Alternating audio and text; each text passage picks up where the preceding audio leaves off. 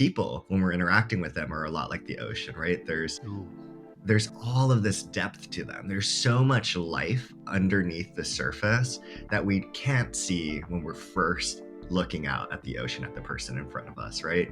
I scuba dive. I don't know if any others here do that, or free dive. But when you pop below the surface and you see, the rich coral, the fish, there's this whole world there that isn't visible to us when we first are standing there on the beach. But for some reason now, today in our culture, when we look at a person, we see them on a surface level. Maybe we see their political, views, or who they voted for in the last elections, or one of their identities, and we're like, oh, I know everything that I need to know about this person. Like, I don't need to go deeper, Right. And we miss out on all of that, all of what's underneath the surface. We miss out on all that richness, that color. Welcome back to the transmission, my friends, for all of the psycho-spiritual espousing that I do.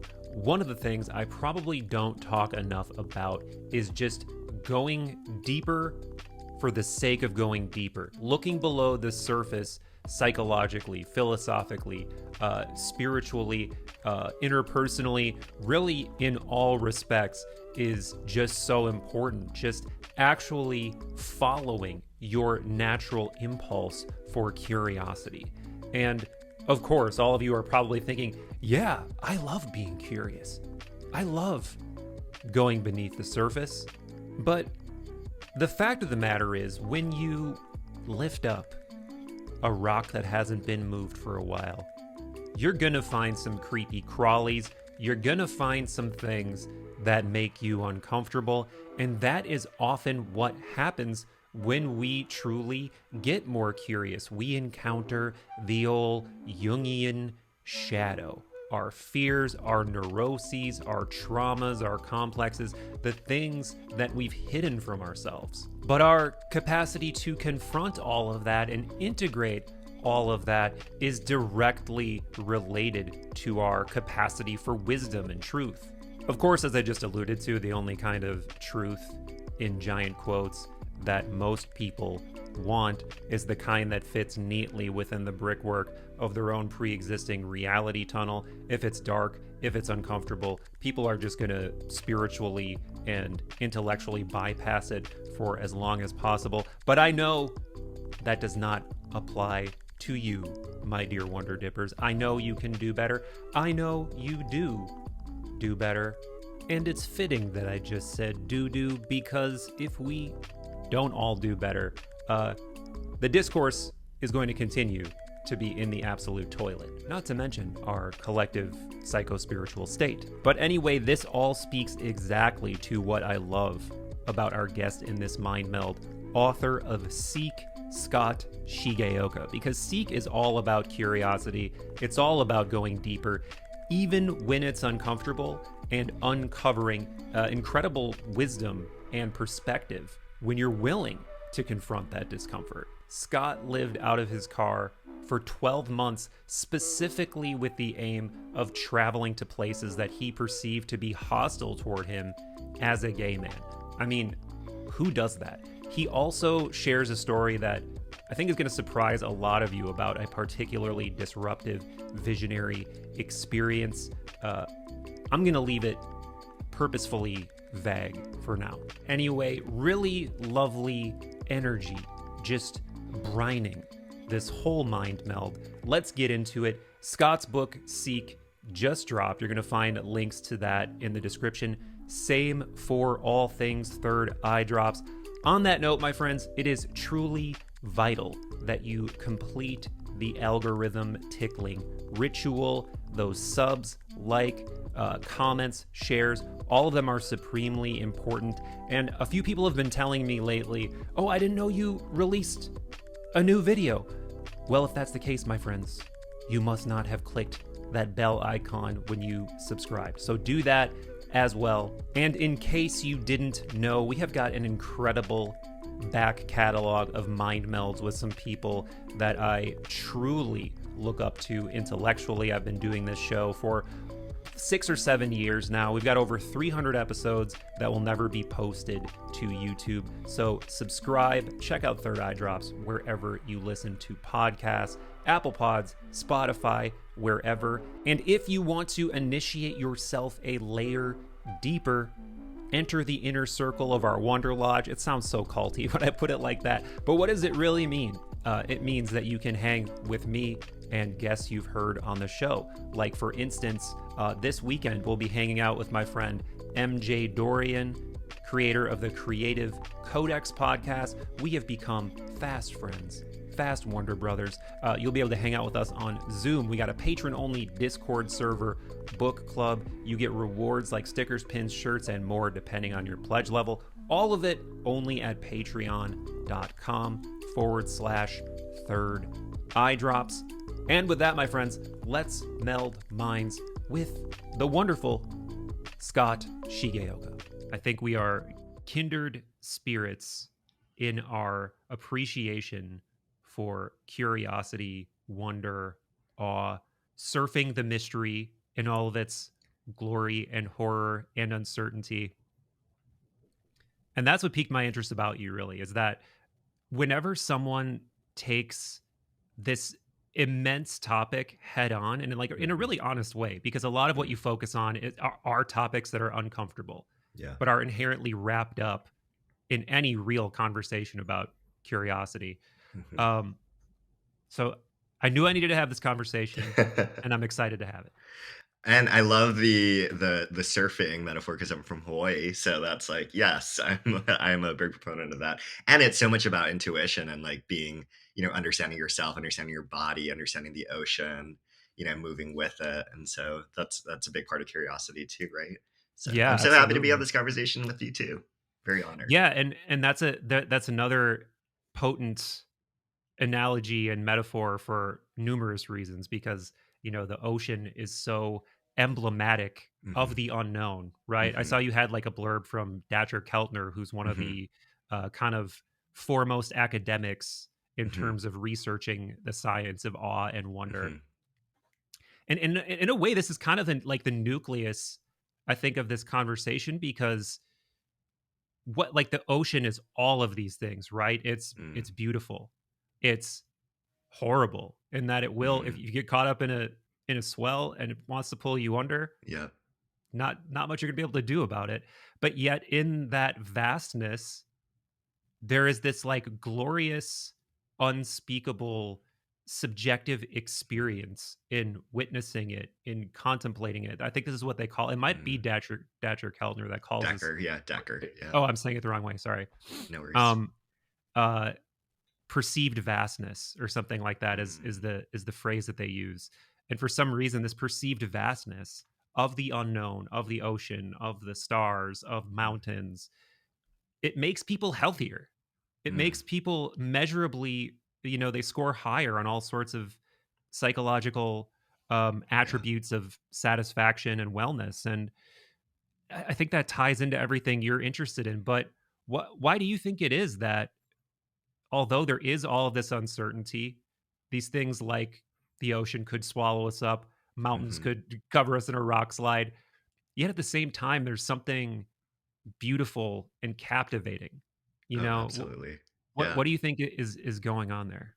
Ooh, I just love how we're starting this conversation. I really love this. I love you. And so, yeah, so I grew up in Hawaii looking out at the ocean, and what you're making me think of both in my mind and my heart is that, people, when we're interacting with them, are a lot like the ocean, right? Ooh, There's all of this depth to them. There's so much life underneath the surface that we can't see when we're first looking out at the ocean at the person in front of us, right? But I scuba dive. I don't know if any others here do that or free dive. But when you pop below the surface and you see the rich coral, the fish, there's this whole world there that isn't visible to us when we yeah, first are standing there on the beach looking out at the ocean, right? And we're almost getting pulled in. We're wondering. We're getting curious, right? That's what my book is about. Seek. It's all about this curiosity. But for some reason now, today in our culture, when we look at a person, we see them on a surface level. Maybe we see their political views or who they voted for in the last elections or yeah, one of their identities, like their age or their race or their faith, and we're like, oh, I know everything that I need to know about this person. Like, I don't need to go deeper, Right. And we miss out on all of that, all of what's underneath the surface. We miss out on all that richness, that color, those stories, those values, everything that makes them who they are. And then what happens is when we do that, when we don't explore and dive beneath the surface, they don't feel like they matter. They feel Yeah. dismissed. They feel ignored, right? Imagine if many people have this experience. You're sitting down at home and your romantic partner comes in, from work, and you're just looking at your phone, and they had a really hard day and they're trying to reach towards Yeah. you, and they want to be seen, they want to be engaged with. Maybe you're really glued on your phone, you're going on IG reels, like laughing your ass off. And not to say that we shouldn't, have our moments of coping and of letting go. But Hmm. when people feel like they're not being acknowledged or turned towards, it can feel really isolating, really lonely. Where, in contrast, if you actually turn towards the person in front of you, turn towards the ocean, dive under the surface, ask them questions, really engage with them with a deep curiosity, people feel seen. They feel like they matter, right? And I think that's really what the work is with the book. It's using curiosity to help people feel like they really matter, because they do. So true. Yeah. So true. Yeah, and it's true in the opposite direction too. Mm, It's true if you're looking inward as well. yeah. And if True. it's impossible not to bring up like the toxic cartoonish political polarization Yeah. that is just prevalent now. Yeah. And I was just seeing an example of this earlier this morning where one of my friends is a little bit of a magnet for um controversy because of the things he talks about in his social media. Mm, So it attracts, the people of the opposite mindset mm, that want to attack what his mindset is. I know I'm being mm, purposefully kind of vague here, but it's so funny when you see someone sort of unconsciously captured by an ideology, mm, insisting that they're either a free thinker or the bearer of truth in some way, mm, when ironically they've been completely captured by this myopic sort of view of reality that fits in with their preconceived notions. mhm. And what I'm trying to get at here is that people do this to themselves. Yeah.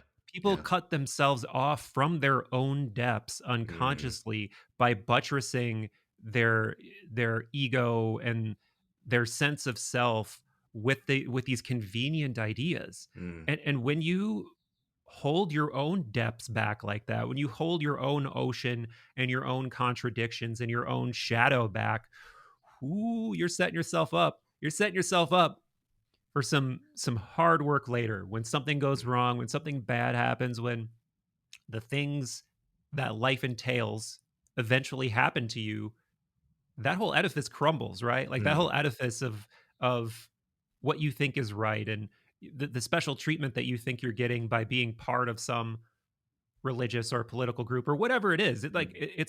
It's all gone. Like it doesn't matter anymore. And you're left in that same human position of needing to make sense of the mystery all over again. So Yeah. that's why I, I think you and I both are so obsessed with like, no, meet it head on now, greet Mhm, it now, let it mhm, in now. Like, let the mysterium tremendum. I say this word mysterium tremendum mm, a lot.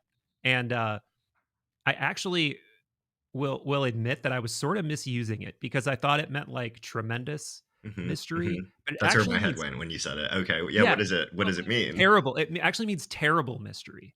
It Okay. means Those the are very terrible different. mystery. Yeah. Right, exactly. But it's like but it's both because there's I found out Mm, the juxtaposed idea is the mysterium fascinosum. So it's mm, like there's the mystery that repels and the mm, mystery that attracts. But mm. really, it's this non-dual continuum, right? Depending where you Absolutely. are. Absolutely. So better to sit in the ambivalence of not knowing sooner than later, I think. Yeah. Yeah. And that's interesting. That makes me think like mystery is on a spectrum. I talk about in Seek that curiosity is on a spectrum as well, right? It's Yeah. not this binary. It's actually, there's shallow on one end, almost like the ocean, right? There's shallow on one end, deep on the other. And, shallow is a great way of entering into a relationship with yourself, or with, another person. You don't have to dive straight to the deepest shadows. You can just Yeah. explore, someone else when you meet them by asking their name or asking what they do for their work or where do they live or what their interests are. But eventually, if you just stay in the shallow, there's not much depth there, right? And that's the whole, let's move beyond the small talk. So you move towards the deeper end of the spectrum of curiosity. And you can, for a name, for instance, you can say, what's the story of your name? Not just what's Hmm. your name, but what's the story of your name? Who named you? Why did they name you that? What's your relationship to the people who named you, right? And then the conversation and the relationship starts to change in deep ways, right? And the same is true when you point curiosity inward, like you're saying. You can start in a shallow way and say, like, like how, right? Well, this is shallow empty, which is like, how am I feeling right now in this moment? Which could be, you Right. could bring up a lot of different, insights. And then, you can explore deeper forms of, who are the people that make me feel, certain ways, or what does it look like when I'm flourishing? How do I know when I'm flourishing? What, Yes. how do I welcome negative emotions and negative experiences in my life, right? How do I move through that? So I think this idea that it's on a spectrum is really helpful, because I think people have this this desire to go like super deep on the mystery or super deep on the Mhm. curiosity, but that can be really confronting for people. If you meet someone for the first time, you're like, tell me about your deepest childhood trauma, Right. go. It's like, whoa, okay, like slow down a little bit. Some people might be into that, but not everyone. Let's start from a place of like getting to know each other, building trust, Yeah. and then we can get there together. Yeah. Totally. Yeah. Yeah. Some people are really uncomfortable with the unknown, at least at first. It seems like it Hmm. has to be for some types of people, and I have people in my life like this. It seems like they need this gradual culturization, initiation to get comfortable Hmm. in the vastness of that Yeah. uncertainty. Even if you kind of can sense underneath the surface that they are curious, but they're not quite ready Mm-hmm. to put, and this could be again inward or outward. This could be just psyche wise, this could be physically, like, oh, this person needs a change, this person Yeah. needs to give some catharsis to that impulse Mm-hmm. of curiosity, but they're tepid, they're not ready, they're dipping a toe in, but maybe they don't want to go deeper. And that's a question I want to ask you Mm-hmm. is, how do you encourage that? Yeah. Because as we were talking about before recording, I really wrote like the volume of a book Mm-hmm. largely revolving around this idea Mm-hmm. of the discomfort Yeah. involved in growth, the Mm. struggle involved in growth, the struggle involved in Yeah. exercising your curiosity, Yeah. because it's so important. Like Totally. everything, not to say that you're going to get whatever you want by taking the risk, but without taking the risk, you'll never get what's possible. Yeah. So how do you begin to encourage that for people and for yourself too? Yeah, absolutely. And, one way of thinking about it is curiosity is a muscle, right? And so when Yeah. you go to the gym, or when, I'm a big runner. So when I'm going on a big trail run, you know, sometimes you're going to be uncomfortable. I'm sorry. Like, if it's a big day and you're maxing out, or you're doing a really, especially long uphill, hilly run, it's going to be really challenging, right?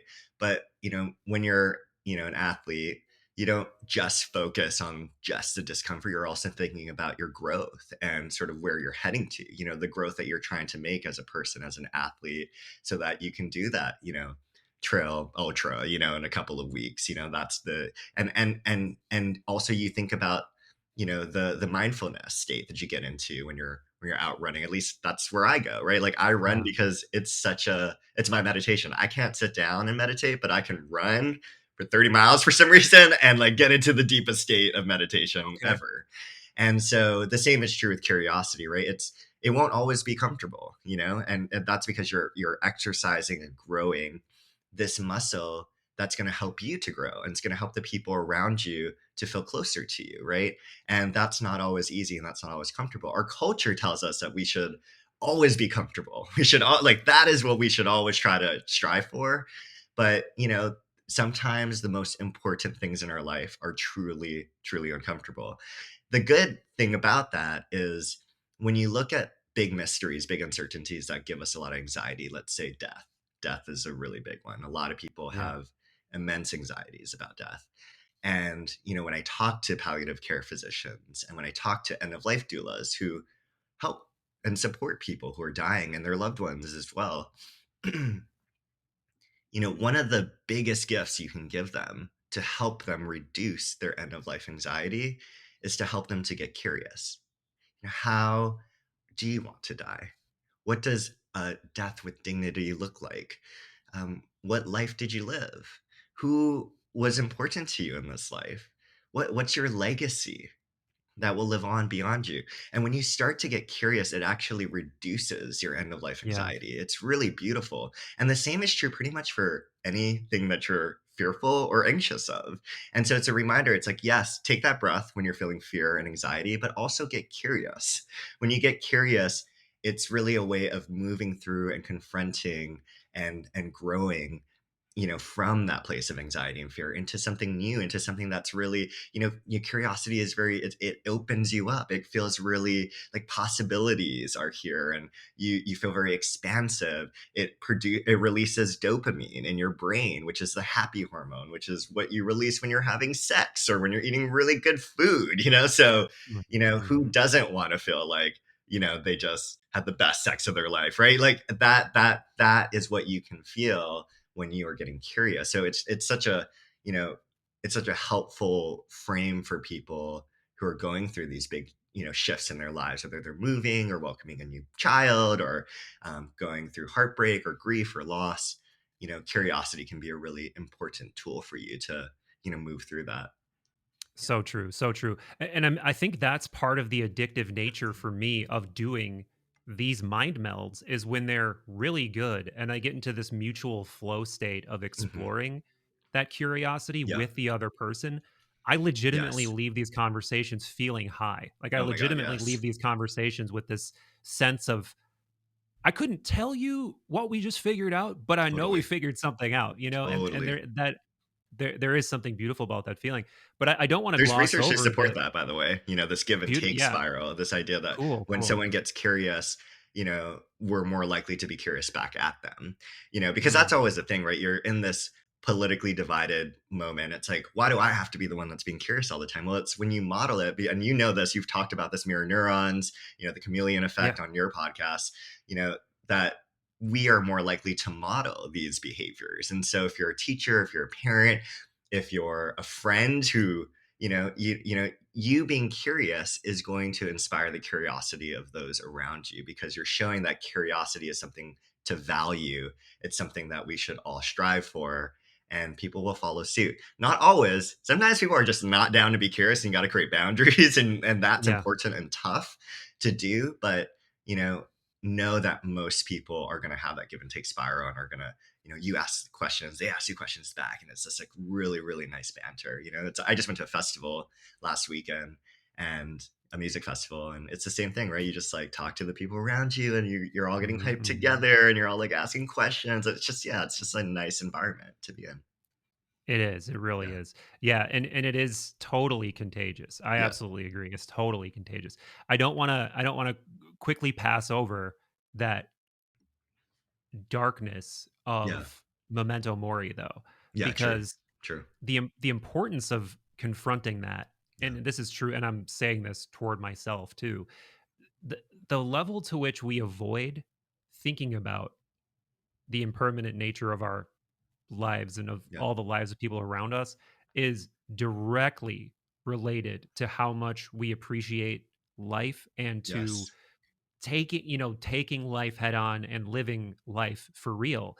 And I mean, it even goes back to the most initiatory spiritual journey you can imagine. I mean, this is famously one of the things that led to Gautama Buddha Mm, leaving the palace walls, right? Was mm, sneaking out mm, at night and seeing seeing the dead man and seeing the sick man mm, and realizing, "Oh, I've been cloistered and cut off from this mm, my entire life." So I wouldn't ask the questions of what is this life about? Why am I here? What am I doing? What are we supposed to do? mm. What is my mind? Well, all these different things that follow from considering that question. So again, it's like Wow. so tied into curiosity and so tied in to living a meaningful life. I don't think you can without really deeply considering and reminding yourself of that regularly.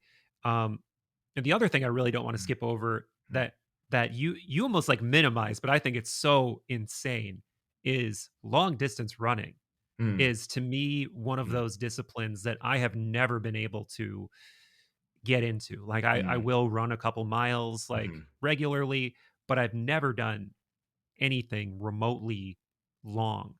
And what I have done is like a year ago I did this thing that do you know the adventurer Colin O'Brady who's like set all these mhm. records? No, Oh but I wanna man. know about Colin. Oh. Yeah, tell me about Colin. So he became famous because he was the first person to walk across the landmass of Antarctica on foot. Okay. No big deal. And he was Wow. pulling all of his own supplies on a Oh, I saw a sled. video about that. Yeah, Yeah. I did see a video circulating about that. Yeah. Mhm. Yeah, and then he also did all these crazy like mountain summiting records and rode across the what is it? It's the body of water between the tip of South America and Antarctica. He did that with a team of people. Mhm, So this mhm. guy has gone to that dark place Really and pushed pushed through himself. and Yeah. pushed through and Yeah. pushed through. Yeah. And what he tried to do is come up with a way like how could everybody do this, Mm, whether they're an endurance athlete or just a normal person? And his thing was a 12-hour walk. So a mm, walk where you get up at sunrise and you just keep walking until sunset yeah. basically.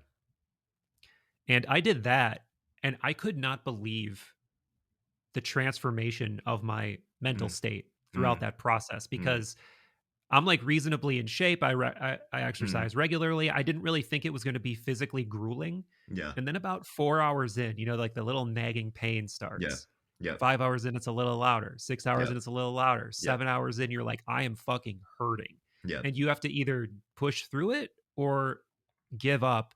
And then these mental progressions you go through Mm, are wild. And I have mm. to imagine that for you, like if you're doing these long distance races, that you must be so well associated with that frame of mind and that physical pain and pushing through it.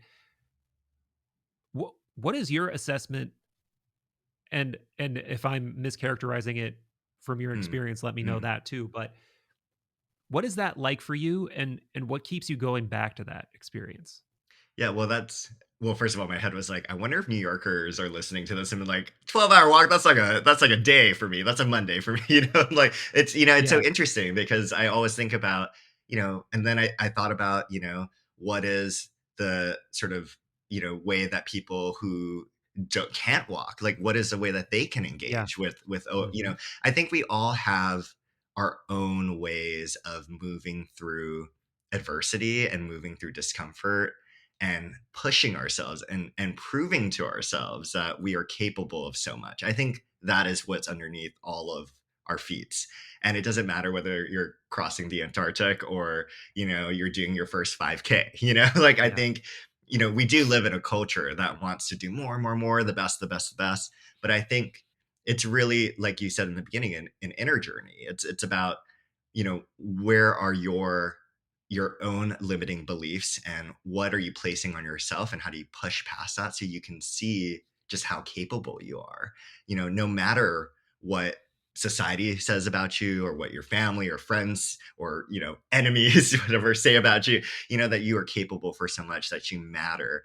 And I think that's what running does for me. It's, I'm, for those that are on video, like I'm not a particular, like I couldn't like do, or this is my own limiting beliefs maybe, but Yeah. I've never associated myself with like I'm like a strong man, like I can get out there and like like lift really heavy things and do, and I think for me where I draw my power from is my endurance and my will and my ability to just keep going even when it gets really really tough, and not just athletically but just in my life in general, right? Because we Yeah. all face really hard moments in life. In 2017 I started to hear voices. Like I had auditory Oh, wow. hallucinations for a number of Wow. months. That was after a psychedelic trip that went really in a wild Wow. direction, Interesting. essentially in Joshua Wow. Tree. And it was so interesting. Like I had this trip, I started to hear voices. They were telling me really horrific things Wow. for months, like day after day. I went to, see a psychiatrist who specializes in this. I was like, is this my life? This is, what do I do about this? I was really scared. And I didn't give up. I just kept pushing. I used that same will and that determination. And my therapist actually said, you're trying to push away these voices that keep coming up.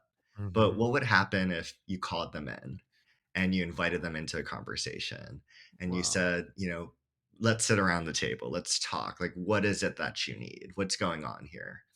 And I realized when I started to do that practice that these were all voices of what people had said to me growing up, and they Mm. were just taking on a new form. And it was so liberating. It was really such a beautiful Yeah. moment of saying, I'm not trying to push you away. I'm trying to invite you in right now. I'm trying to let you know that you belong. And I was just recently like doing the scroll on TikTok, and there was like another therapist. I was kind of saying something similar to a negative emotion. If you have a negative emotion that's coming up for you, that anger or that sadness, to welcome it in, to identify it, welcome it in, and say, you belong here. You belong here. Like there's nothing wrong with what you're feeling right now. And I think whether it's a voice, whether it's an emotion, or whether it's someone else with a different view than you or a different way of seeing the world, we have to what we don't have to do anything, but what happens when we do invite people in and we say you belong here is that that's where the healing comes from. When I started to do that with my voices, they started to get a little quieter and quieter. They started to integrate a little bit more. I actually went back to Joshua Tree for the first time since that happened, and I had this really profound experience. Like I remember watching, the sun, and and it was like looking out at the world around me, and I was just in the state of awe and the state of connection. It was such a spiritual experience. It Hmm. was like the deepest, most profound religious experience I've had. Was this And on the natch or did you go back to the well? sorry, say that again. What? Was this on the natch or did you go back to the well and like go back into the psychedelic I space? didn't go back into the psychedelic Okay. experience, no. Yeah. But that was a little too that was No, I too get it. extreme for Yeah. me. Yeah. Um, and I don't think that's what I needed, and I actually ended up moving to Joshua Tree. I ended up living there for a couple of years, Wow. so, and I everyone's like, "Why would you move back to the place that, catalyzed such a horrific moment for you?" And I was like, it Mm. started scary, but it actually gave me so much. It helped me to understand the child in myself. It Yeah. helped me to understand my capacity for healing. It helped me to understand the ways that I turn away from the things that are scary and actually need to call them in and tell them they belong.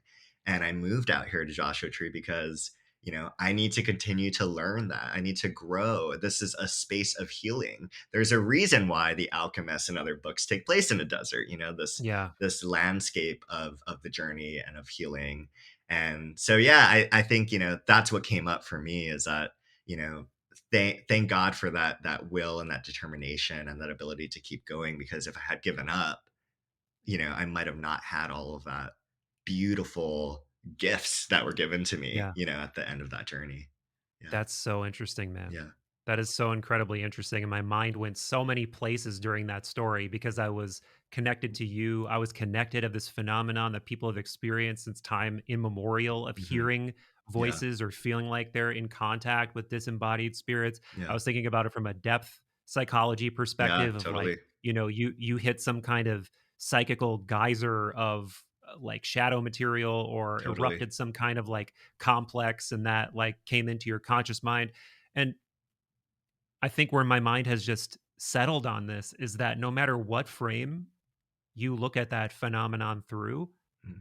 I really feel like you did the right thing intuitively by going back there and not running away from it, because Mhm. it's like think about the archetype of being haunted, Yeah. or the classical like monkey's paw, that Yeah. this like cursed object that you Yeah. can't get rid of. Like the more you try to get rid of it, the more it comes back, and Yeah. like the deeper its teeth sink into you. Yeah. So I feel like that's the right thing to do, man, is like go to the source Yeah.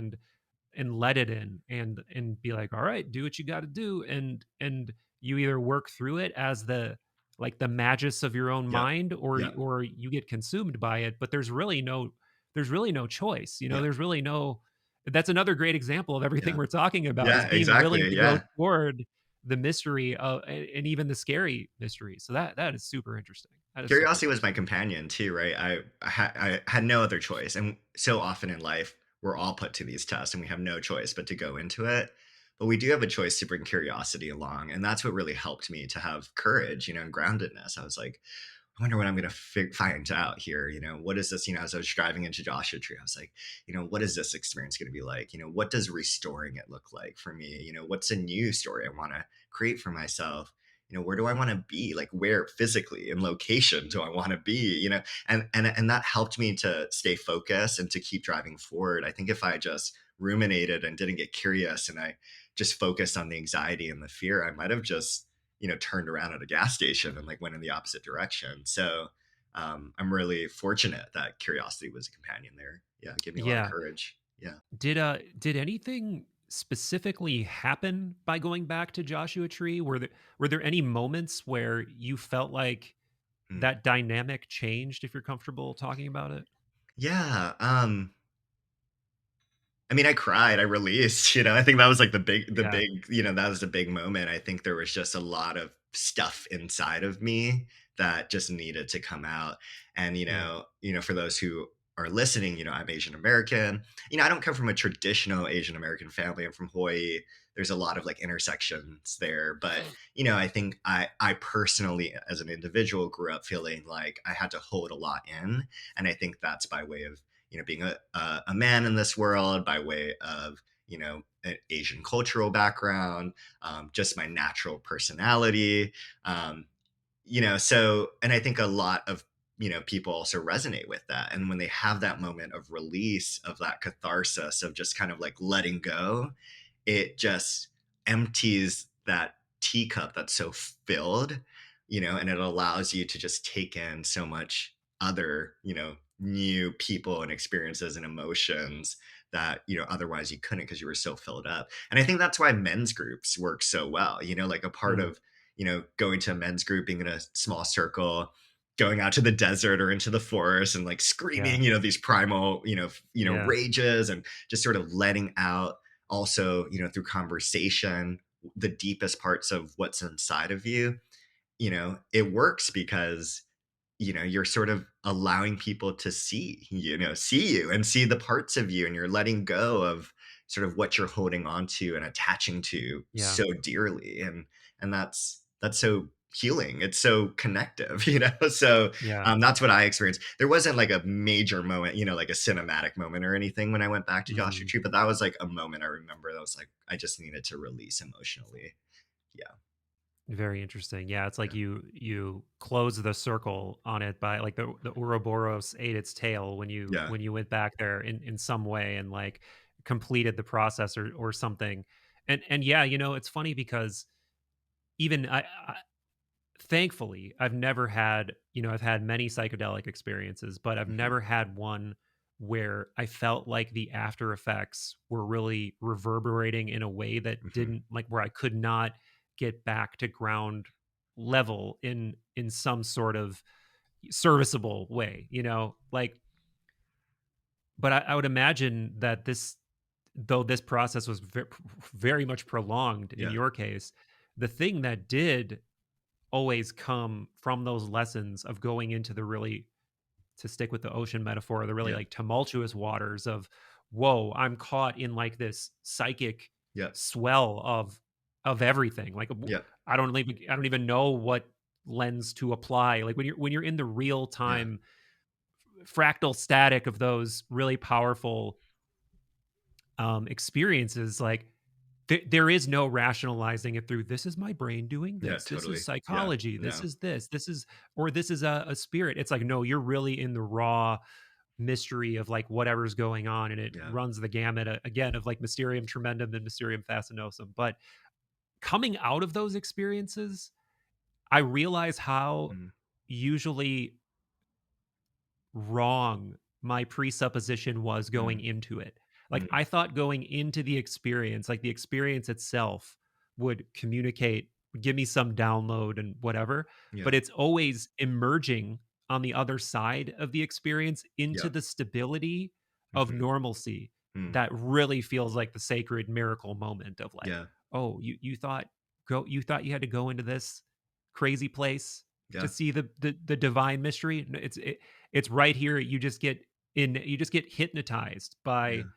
the fact that it's so constant. You know, the fact that the table will always be here. It won't ever have a face. You know, Yep. you got to sometimes go into those spaces and again, I'm rambling too much, but things like that 12-hour walk, I was Mm. surprised at the power of that experience to mimic that because Yeah. when you get through that pain, when you get back to the couch and you sit down, that is Yeah. the most glorious sit down of your life. You know, Yeah. just like that couch that you spent countless hours on is suddenly just like a gift from God Yeah. when you get on the other side of those experiences. And it seems like again that's something that's like a lesson that always comes back in new ways for me. I mean, two things that you're making me think of. One is around the 12-hour walk. I think the other thing I would say is 12 minutes can also be really powerful for you, Yeah. right? Like in the book in Seek, I talk about, quicksanding, this idea of, oh my gosh, we're so overwhelmed or we feel like we're sinking under because we have all these obligations to our, aging parents, our partners, our children, our work, our, social lives, there's our mental and physical health, there's just so much we have to do. And it feels like we're sinking, it feels like we're Yeah. in quicksand. And when you're actually in quicksand, because I watched so many like Indiana Jones movies, I was like, okay, how do you get out? Right. Oh And you yeah. don't flail, you don't freak out with your body. That'll actually sink you in further faster. You actually pause, you take deep breaths, you get buoyant by filling your lungs, right? You use slow, intentional movement to kick up the sand and to eventually get your body to the surface. And that's how you get out.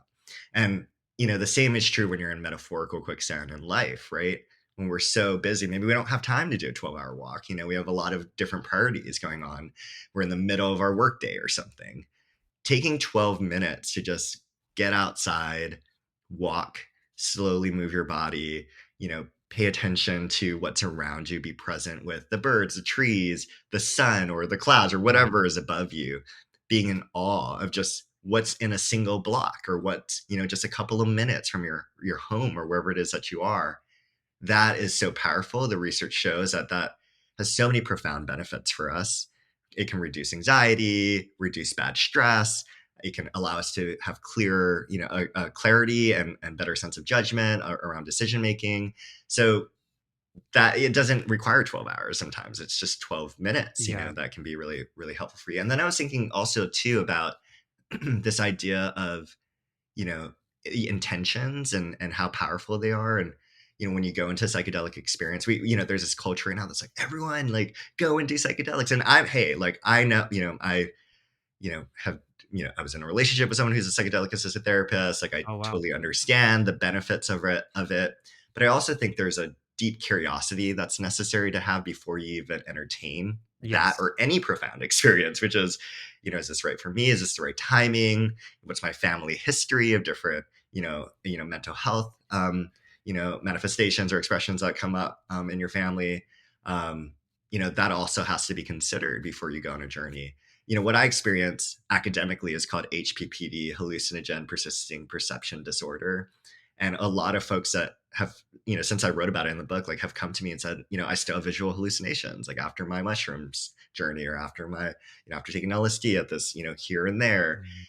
And we have to talk about those things too, that's a very, serious and confronting thing. And, for me, and I think for all of us, there's a lesson and there's wisdom and there's, a transformation that can happen if we continue to welcome the voices or the hallucinations in and we work with them with the guided support of people who are professionals and know how to hold us in that experience.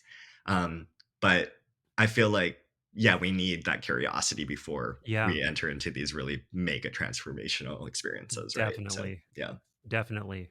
And as I get older and I've always been interested in philosophy and spirituality and all these different modalities to approach these big questions. But in my younger years, there was this sort of like almost Indiana Jones like attitude of like yeah, wanting to explore and just have the experience for the sake of the experience. And yeah, now as I get older and I realize what kinds of containers these were done in Yeah. throughout human history, and the importance of the container and the importance of contextualization and Yeah. accompanying ideas, I'm starting to only want to enter into those spaces under like kind of more ritualistic, even Hmm. sorts of ways, because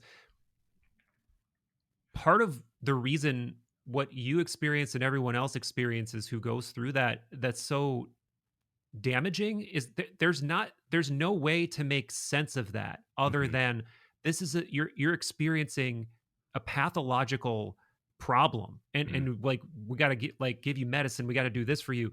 And I'm not saying that we shouldn't get our psyches under control and that we shouldn't be, as in control of our own minds as we possibly should. Of course we should. But at the same time, if that would have happened under, you know, a culture with a shaman, he would know exactly what to do. He would give you the exact reference points you need to understand, like, oh, Hmm. you're probably a special person actually, because you're Hmm. having prolonged, and then you can figure out with that professional who like lives full time in that space how to integrate it in a way that Yeah. makes sense for you. And we don't have like these symbol systems are like these weird scattered grab Hmm. bags of ideas now, and trying to make sense of things like that. Like we don't have the cultural apparatus to to digest that. Now it's just I like, think dominant culture, right? But there are definitely, yes, for sure. indigenous cultures or other cultures who are, successfully navigating that. And I don't know, just what it's making me think of is, would I even have had the experiences I had growing up in a culture that looked more indigenous, for instance, that was Yeah. really about deep connection, that was really about, a deep relationship to planet and, people and all life. And, would I've had those sort of early interpersonal traumas that I would have even needed to heal from, right? Like Mhm. if, so I might have not even needed it, if the culture I grew up in looked a little different too. So, Yeah. that's definitely something to think. I was listening to something too, even about the culture of consent, right? The fact that we even, around sex that and consent, Yeah. we've gotten to this place because there's this fundamental problem that is happening where people Yeah. are being violated and there are, there's predatory behavior that's happening. And that's at the core of why we need to ask for consent, right? But if we can heal, if we can just have people really understand human dignity and respecting one another's like autonomous way of living through the world, some of these, band-aid solutions might not need to be necessary. So I'm really interested in how do we just heal sort of these more fundamental core, you know, um, problems that are, sort of happening in culture Yeah. and in people. I mean, that's, we're a lot of us, myself included, like because of the cultures and the ways we've grown up, we're sick, and we need to heal from that and find new ways forward for sure. Yeah. Is that something you address in the book directly? Yeah, I think that, definitely. I think, one of the pieces that I talk about in the book is,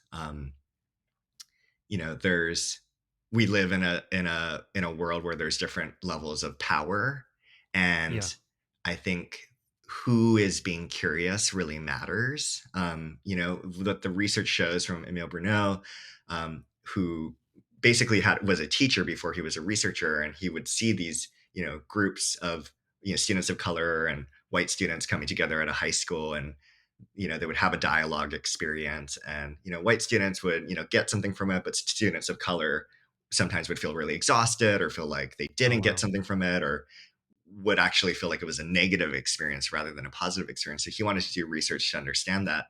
And one of the big insights he found is that when you give someone who has less social power in a conversation, when you give them the microphone, and then someone who has more social power, you give them the capacity for curiosity to listen, to really hear what someone is saying. That is the best way that you can design these kinds of Mm. interventions where both people benefit, both people find value, both people like each other more.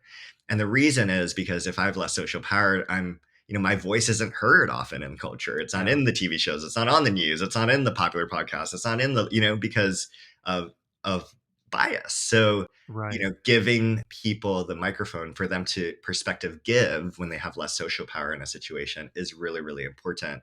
And I read about it in the book that up in Canada, there was a Truth and Reconciliation Commission, which basically modeled this, where, this was led by Murray Sinclair. And I interviewed Ryan Moran, who led the statement gathering process, where First Nations, Métis, and Inuit people who went through the residential school system, which is very recent, actually. I mean, the Yeah. last residential schools closed in the 90s, so this is very recent. You and I were both alive for this. It's crazy. Indigenous Yeah. people in a trauma-informed way would share their stories of what happened at these residential schools, and they were harrowing, Right. and Yeah. So dark. non-Indigenous, so hard, so hard. People died. People were separate. Kids were separated from their families. It was traumatic Wasn't generationally. Even if you were the one sending your kid off to these residential schools, being forced wasn't to there send your some kid off. place where they found just like some unthinkable amount of like skeletons and like Yeah, buried it's bodies in like the back property of one of these places? yeah, yeah. It's God. really, really, horrific history. But because of that, we need to hear these stories because real people who we live amongst have endured such deep suffering, and we have Yeah. to reconcile, repair, and make sure this never ever happens again. And that really requires non-Indigenous Canadians in this case to sit down and to listen, to be curious about what Indigenous people went through.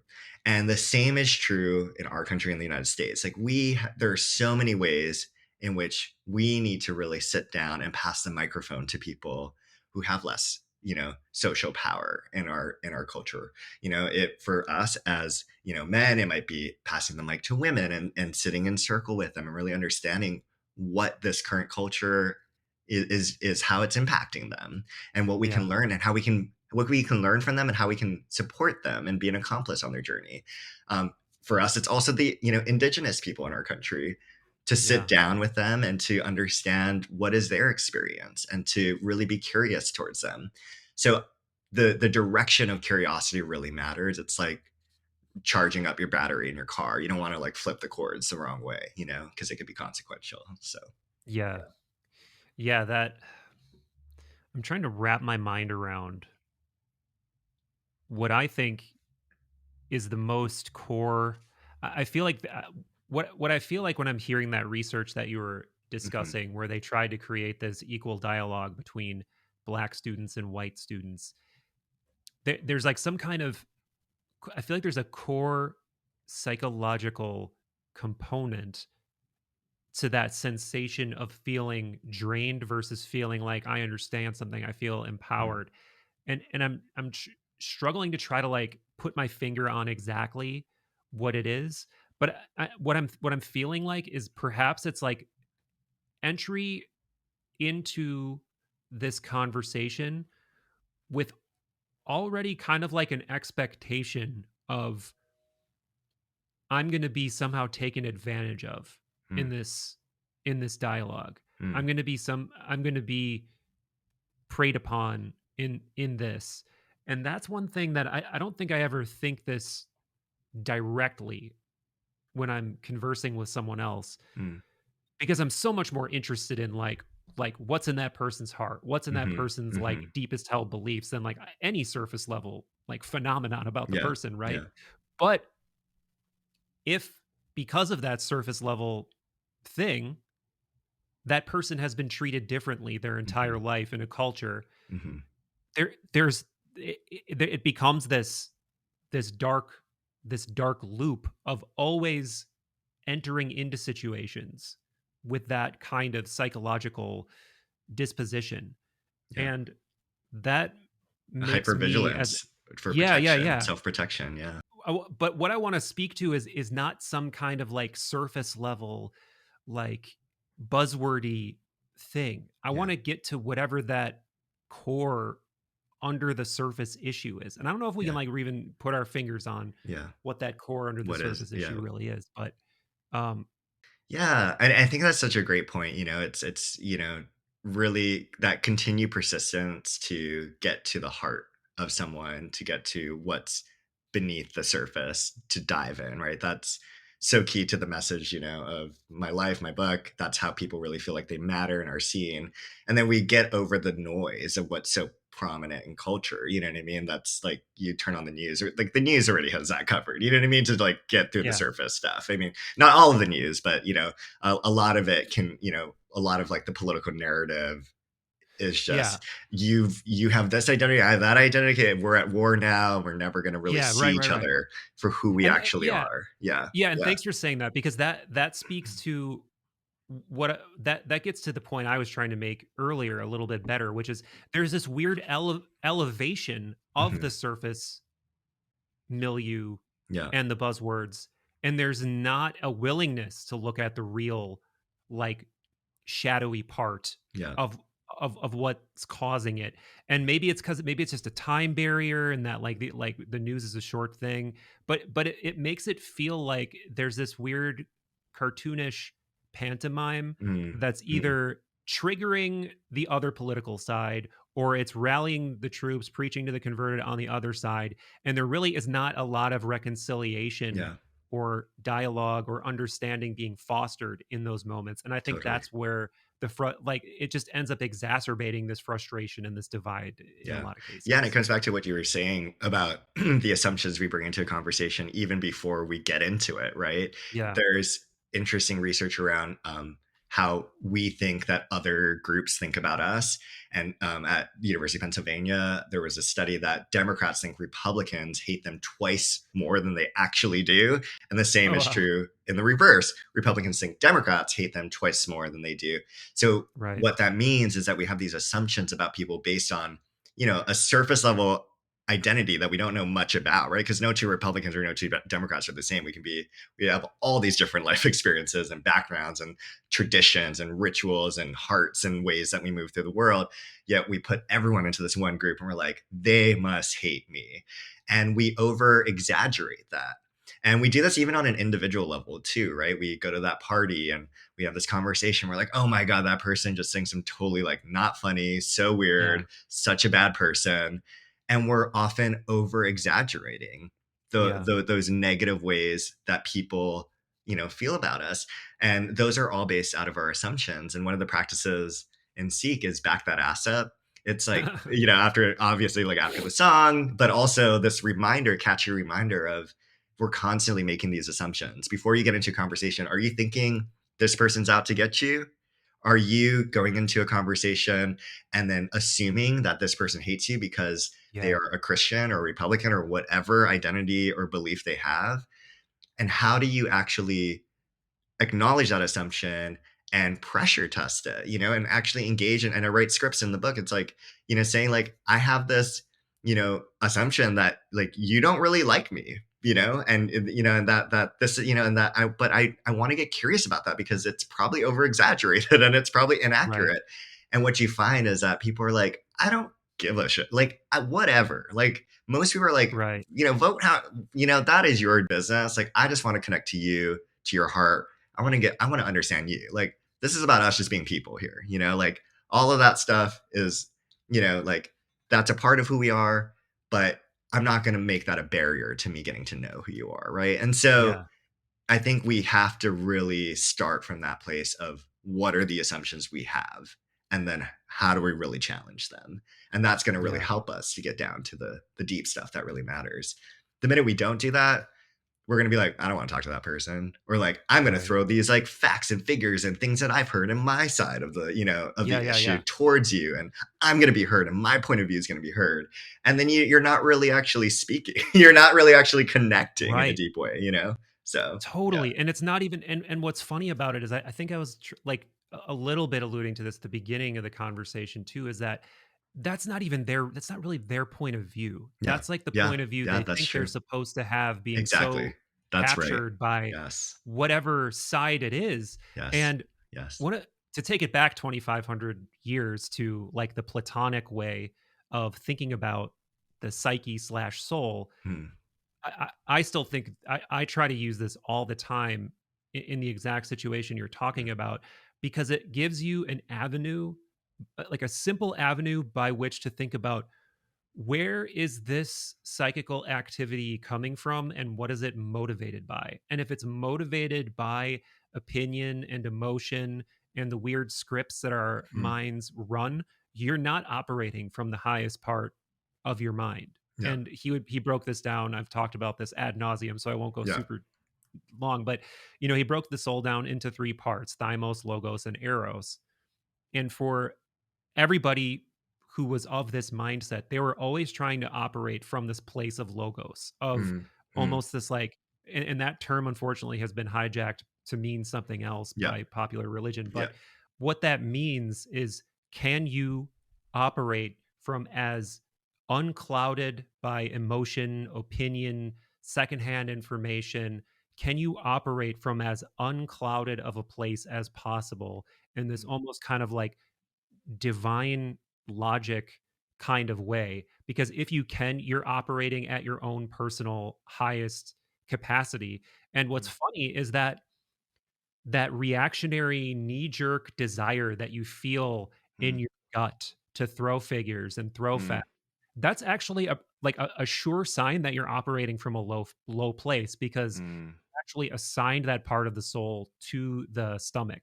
Yeah. So because that's the place of hunger, that's Mm. the place of, like, animal desire, Mm. it's, Mm. like, right near, like, the stomach, the genitals, all of Mm. that stuff, and then as you go up this chain, you're working from a more clear place, and what's funny is that if you do find yourself in a place where you disagree based on a principle, you'll Yeah. actually be more clear-minded to dismantle that person's Mm. argument logically than you Mm. would if you were in this reactionary knee jerk place where you were just trying to, you know, emotionally destroy someone. So Mm. it's Mm. funny how it ends up having the opposite effect. I feel like when I see people doing that, it just feels like a very gross, Yeah. low way of communicating. Yeah, and it reminds me of the research paper, "When in doubt, shout," and that Mm, sometimes when we are the loudest about things, we actually have the most doubt about them, and it makes sense that when people become experts and become really knowledgeable about things, they have way more questions. They're coming at it from a much more curious place because they have that depth and understanding, and that's a form of intellectual humility, right? This idea mhm. that we don't have all the answers. And the research also shows that when we come up across that way, we are more liked, we're more likable, we're seen as more Yeah, communal. And those are key characteristics for building trust, which is critical for relationships to grow from, and for people to trust what you have to say and to trust who you are as a person. But I think about, true curiosity really isn't having an agenda either. It's not, I'm going to ask you questions so then I can like pick apart your argument, or so that I can, then like give you my point of view and show you how it's better. That's what I call predatory curiosity. yeah, It looks like curiosity. It's open-ended questions. You're, engaged in a conversation in this like open way, but you've got this agenda. You have this ulterior motive. It's like what a detective does. right. He's asking questions, he's being curious, but there's a reason for it. And people can really feel that. And it can create a suspicion and a defensiveness. It's not good for a conversation, for a Right. healthy conversation, for connection, right? And so instead, when you just come in and you say, there's probably going to be things that I don't understand or disagree with. But I'm here asking questions from an open hearted and an open minded place because I really just want to understand the person in front of me. Like, I just want to understand you, your experiences, how you arrived at them, what life experiences got you to where you are today. And that's where the rich stuff comes out, right? That's where the heart is. Like, when Mhm. I was in a conversation with someone, we had very different views at the surface level about guns. I realized it was actually, we shared a common ground, which is that we really care about our families. And that's why we believed our, disparate views. For him, he learned about guns from his grandparents and he has a deep connection in his family. And when people try to limit, his access to it, it makes him feel like they're dismissing his family and his lineage and where he grew up. And for me, I have, a family history around gun violence. And this is my way of protecting my family and others like my own, is to have more restriction. And when we just came from that place of really just understanding each other, it was so beautiful. And then we could talk about the things that might have been harder for us if we only stayed at that surface level of how Right. different we were, right? Yeah. Yeah. Yeah. Yeah, and it speaks to this other thing that I learned has been a long-standing thing in the Western philosophical tradition for obvious reasons, just like what you're saying, Yeah. which is this place. Well, two things really: a topos and aporia, which I believe those are the two right words. But the former meaning like I don't know what's Mm, right. I mm, don't feel like I fit in any of these opinions, or I have this opinion but I just don't understand how anyone else could have this other opinion. So mm, there's this like roiling sense of like things aren't fitting and mm, I need to know. And the mm. proper thing to do is I think is exactly what you're talking about, which is to engage deeply with the other side so that you can Yeah. gain an understanding of what that is. And then it gives you this more Yeah. like Socratic way of processing information where, you know, like in a Socratic situation, you might, if you're in a class that's built off Yep. this way of thinking, they might make you argue, Scott, now argue for ubiquitous guns, Yep. now argue for Yep. everybody having a gun, Totally. like Argue both sides. Yeah. and if you do that, you start to realize that oh, I'm capable of like such a multitude of Yep. different thoughts and I can Yep.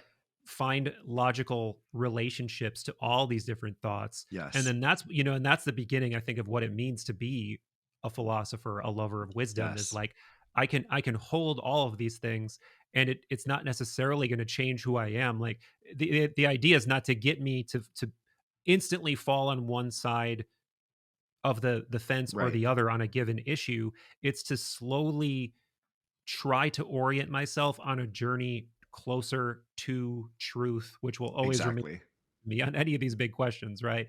Yep. And yeah, And you don't reduce people, right? You don't reduce people to their positions. You actually see people for who they are. And I love that point about like, you're not trying to convert your own views aren't going to be converted. It's not about consensus. You're absolutely right.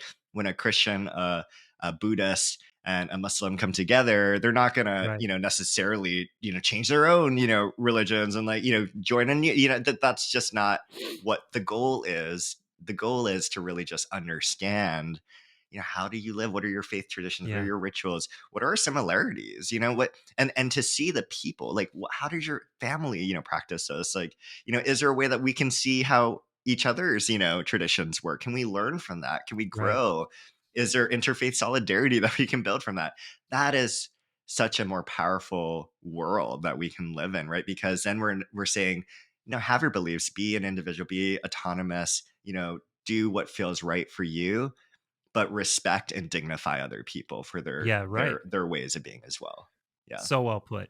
Because even though it might not change your Yep. opinion, what I would wager that it will do is next time, let's say another one of your friends who thinks similarly to you Yep. tries to like straw man this other Yep. position, like these goddamn hicks thinking what, Yep. Yep. and then you'll probably be like, well, it's a lot more complicated than that, Yep. like you Yep. gotta the like we said at the beginning, like the everyone is an ocean in and of Mhm. themselves, Mhm. Mhm. and And people think a that they're lot of those not like people might this. not, yeah, and they might not even know how much of an ocean they have the potential to be. Like Yes. they might be a Yes. little like trickle of parroting whatever Yes. opinions they've been taught to believe, but they still are underneath all of that.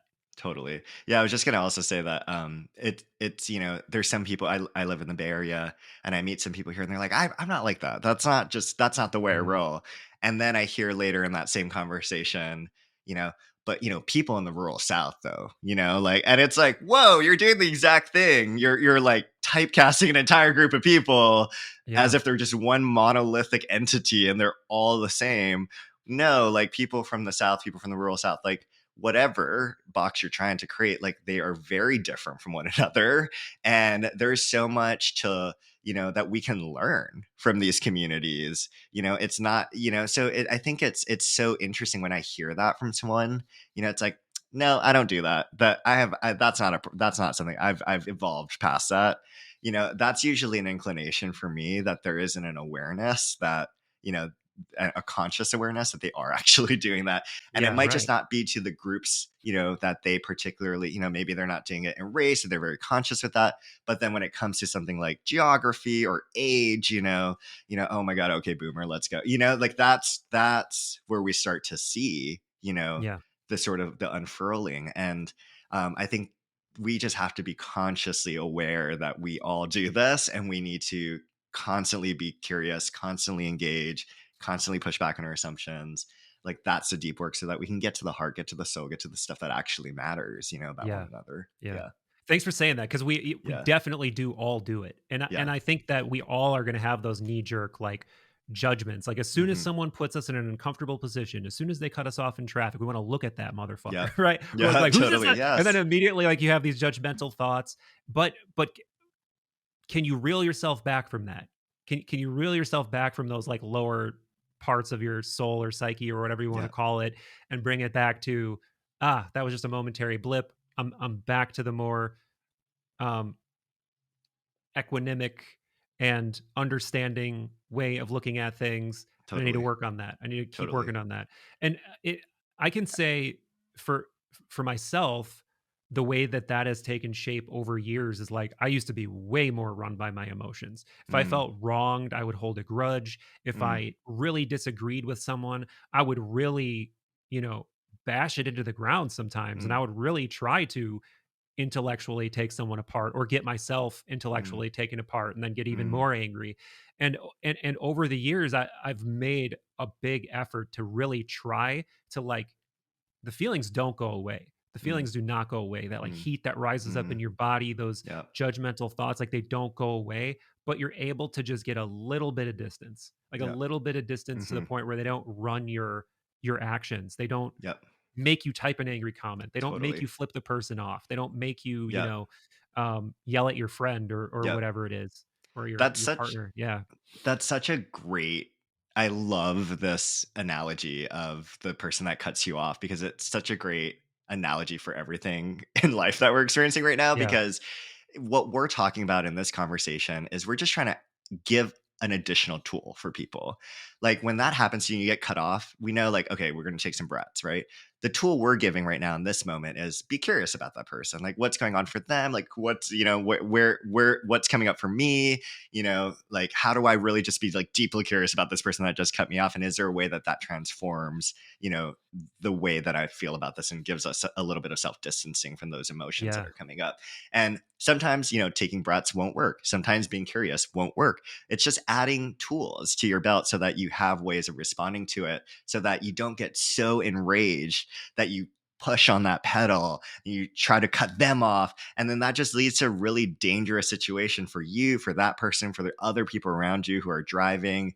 And the same happens even if you're not in a car, right? If you're intellectually, Yeah. getting cut apart, cut off, you can do the same damage to yourself, to that person, to the people around you, when you don't, regulate your emotions, create self distance from your emotions, really acknowledge where you're coming from, be deeply curious about that other person, take intentional breaths, right? Like these are all things that are here to protect you, to protect the people around you. And I think that I just love that metaphor. I think it's Yeah. so great. I'm gonna like use that in future I wanna ask you a hard conversations. I wanna ask you a hard question now, though, Yeah. Okay. because Great. I want to believe that there's always this, like, higher minded, or, like, logos driven, or, like, whatever you wanna call it, Mm, like, way to approach all of these situations. But sometimes that person's just looking at their phone while they're driving. that's Sometimes real. that person is just, That's real. being a mindless dope. Yeah. And Or I'm they not made decisions usually. like they're drunk on the road or something. So Yeah, what does that mean? right. Yeah. Right. Right. Yeah, Right. and That's it's good. That's a so, good point. if you're if you're forced to have a confrontation, how do you do that Yeah. in a healthy way, if that's even possible? Yeah. Because Totally. I have had some where I could not avoid it, and, like, in Totally. younger years, it led to fistfights. But, like, Yeah. as an adult, or a more fully formed adult, I do not. I try to stay as far as anything that might escalate to that level as possible. But Yeah. sometimes it's like, man, this person needs to know that's not safe. Yeah. Like, Yeah. Have you been in any situations like that, Yeah, or I what do you? thank you for Yeah. bringing this up. It is a hard question, but it's a really important one. I wrote a whole chapter on like the limits and boundaries of curiosity Mm, because that's critical to understand. yeah. And one of the, visual metaphors I use is like a stoplight, like green, yellow, red. And so I talk about being at this Avett Brothers show with my then, partner. Um, and he and I, we're queer, and we go to the show, and essentially we're getting harassed by like a group of drunk men, essentially, that they're like Yeah. telling us not to kiss, like that's disgusting, like we're gonna knock you out if you keep doing that, just like a very uncomfortable homophobic situation. And at the Avid Brothers, I'm like, yo, like at any, like I don't understand how this formulaically like works, because they're like so not about that as a vibe as a band. But that's what happened. And that was a red light. It's like, look, we're physically threatened right now. We're like, I don't know this person, that the container isn't set for us to have a dialogue. Like there's a performance happening Yeah. right Right. now. So we just moved. I wasn't like, let me get curious about this person, this Right. group of Yeah. Yeah. guys. Yeah. Like we can figure that we can come from that higher power of the logos, like that's not where I could come from. That was a red light. That was like, stop. This is not working. This is not going to be healthy or safe for you. And then there's more yellow lights, which are more of what we've been talking about in the earlier parts of the conversation. This feels really uncomfortable. Ooh, like I'm getting these feelings, like it's making me feel all some type of way in my stomach. I don't know how to navigate. That's not a life or death kind of situation, but it is something to just be cautious about, to be aware of. Just like you're at a yellow light, just be mindful of what's coming up, and is it turning into a red light, or does it turn more into a green light, which is like, go, like this is feeling good, we're being Hmm. curious towards one another, kind of like this conversation right now. So, and sometimes you'll just experience red lights over and over and over again with the same person. I write about a mother-daughter relationship, and the daughter, describes growing up in a toxic parent relationship, and she's tried so hard to reach to her mom, but it's basically created, a really bad dynamic for her that's Yeah. affected her mental health and her relationships to her husband and her kids and those around her.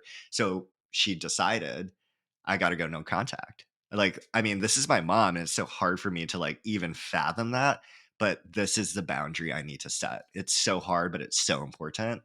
And that's crucial, because she can't just live her life continuing to be curious and trying to bridge with her mom, only to be harmed over and over and over again in the process, right? So I think the big thing is, are we sensing a yellow though, and then immediately saying, no, stop talking to me, I don't want to talk to you, this Yeah. feels Right. Right. Right. dangerous, right? So I think we have to really improve our discernment and be real about, is this really a red light, or are you just uncomfortable right now? Like, are you Yeah. really unsafe right now, like you're being physically threatened? Or is this just, ooh, I might hear some things that might change my own perspective, right? So I think that work is really hard, but important. And that, our knowledge changes, right? Like you're bringing up history, history back, in Copernicus, back when Aristotle was like, hey, everything revolves around the earth, y'all, and Copernicus is like, no, like I think it's the sun, and then Galileo's like, it's definitely the sun, and then the church is like locking people up, like stop saying that, Right. Right. I Right. mean, we're always evolving in our understanding. So what's mainstream knowledge today could be like us revolving around the earth, right? From yesterday. Right. So we have Hmm. to Hmm. constantly remember, you know, you know, what is truth and what is fact. Like, how do we know things? Like, we don't know. We have to come from a place of that humility and that curiosity, and admitting when we're wrong and admitting when we don't know. That's what I also look for, in people. It's like, can you admit that you're wrong or you don't know something? Because Oh, good. that Yeah. that's key. That's key to us actually having a really interesting conversation. So true. Yeah. So true. And it's weird because we misconstrue uncertainty for some kind of intellectual weakness, when Mm, in reality I yes. would Oh argue my that it's God. exactly the opposite. I And agree. and to make things even more paradoxical, I'm not even saying that absolute truth doesn't exist, Right. but I think the more you qualify it with language and ideas and culture and opinions and politics and identity, the more you're just adding thing on top of thing on top of thing that isn't really solid to begin with. Yeah. And you're in this big Jenga, you know, tower ideas and stuff. And in there, there's so much nuance and so much psychical material and so much uncertainty.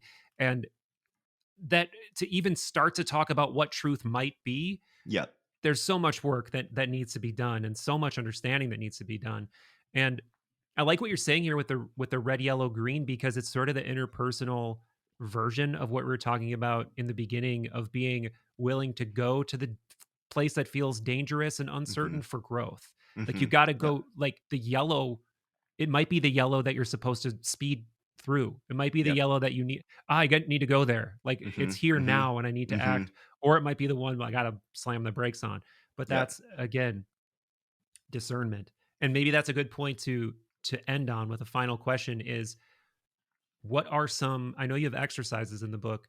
Hmm. What are some exercises where if people are feeling like maybe Hmm. just a very pure, like, I just feel like I don't have enough curiosity in my Yeah, life. totally. I feel like I need to reconnect with the, like, I was just in this situation the other day where I had been on such a sprint to finish a video that Mm. I was feeling so just like that feeling of like crawl. I just gotta get Yeah. this done. Yeah, And, totally. just, Yeah. and then you're done. And it's funny because it's, it's about some wonder. It was about synchronicity, which is always like a Yeah. popular wonder inducing topic. And I felt so disconnected from that, Mm, like just mm, sitting in mm, Final Cut Pro and tweaking and mm. whatever for hours Thanks and for being hours. real about that. Thanks for Oh sharing that. yeah, It's no, really for vulnerable. sure, Yeah. absolutely. Um, so when people are feeling that way, and I would Mm. imagine many people are, because Yeah. that's so many people's life, staring at screens, sitting in Yeah. box, looking in Yeah. box, looking, just all day. How do you recommend people Totally. deal with that? Yeah, and that's a heartbeat of Seek, because I didn't want people to be like, okay, I know curiosity is important, and then they end the book and they're like, but Yeah. what do I do? Which is some books. Unfortunately, it's like, oh, I really believe in this concept now, but I don't know what to do. So I wanted to make sure that Seek had, it has like a dozen plus practices that you can try out in your daily life. And I'll name a couple here. I mean, what the umbrella sort of structure framework is around what I call the dive model. How do you dive into deep curiosity? So there's four main sections of the book. DIVE, it's an acronym. So D is detach, which is to let go of your ABCs, your assumptions, your biases, and your certainty, your sense of certainty. I is intend, which is to create the mindset and setting for curiosity. And that's where I talk about the psychedelic journey and the auditory hallucinations in that chapter. And also just the ways that we can be more intentional before we even enter into a setting that requires our curiosity. Mhm. V is value, which is to see the dignity of the people you're being curious with, including yourself. So I talk about the TRC and how Indigenous and non-Indigenous people valued each other and came into that conversation together there. And the last one is E, which is to embrace, which is to welcome the hard things in life, because that's when we need it the most. And that's really like, I feel like where you in this podcast and in your work, you're like, we got to embrace y'all. Like that's where we drop in. And that's what that whole section is about. And you can exercise any of them. It's like muscles in your body, right? Like DIVE, it'll all help you to get more curious. So just a couple practices. We talked about back that ass up. We talked about quicksanding, right? Back that ass up is pressure testing your assumptions. Quicksanding is slow intentional movement. Um, there's also mental rehearsal, this idea of visualization. So that's what athletes do before they, shoot free throws into, on the basketball court, or they hit, a baseball. They sort of visualize themselves doing it really well in a particular way. And that actually improves performance. The same is true for curiosity. You have a really tense, family conversation, family reunion coming up, or hard conversation with your romantic partner. Visualize it, like actually think through, like, where are you? That's the Mhm. most curious in terms of a setting. What's your opening? How are you? What do you look like? How are you engaging with that person in terms of your tone? Um, and how are they receiving it? How are you responding to their reactions or their responses? So that's visualization is a great tool. And also just powerful questions. I talk about the difference between a weak question and a powerful question. So, what's your name versus what's the story of your name, or what do you do for work, or versus what makes you come alive, or where do you live versus what does a home actually mean to you, right? Like there's different depths that each of those questions get you to.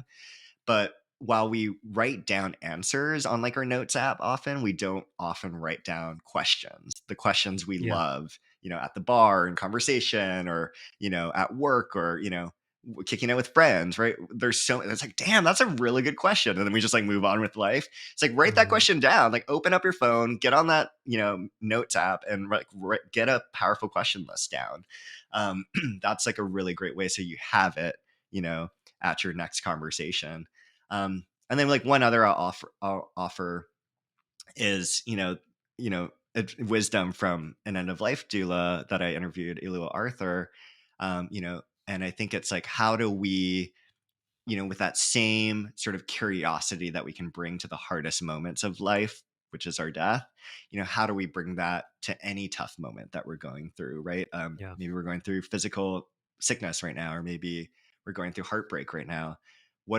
How do we really just accompany ourselves through that process, notice the emotions that's coming up for us, ask ourselves, how do we want to, end this relationship with dignity? What did this relationship offer to me? Who are the people that I was able to meet as a result of this relationship? How did I grow in this relationship, right? Those are the same questions you'd ask at death, right? About your own life. It's just a Yeah. season of your life instead of your whole life. That is really, really powerful as well.